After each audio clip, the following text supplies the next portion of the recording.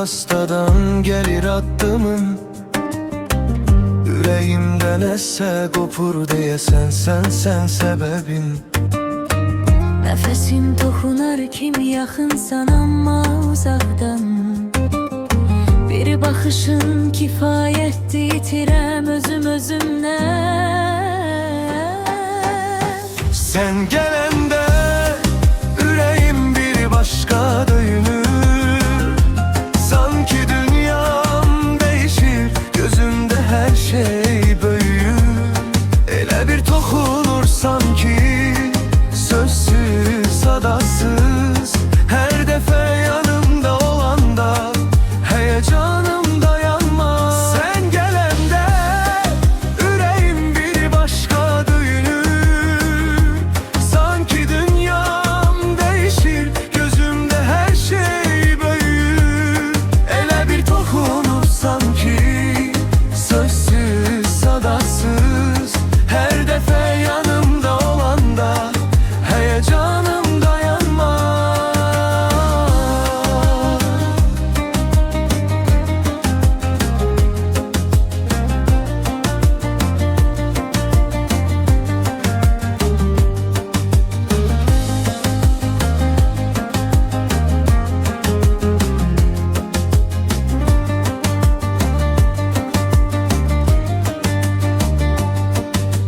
Dodağında yarım qalan sözlərin ətri var.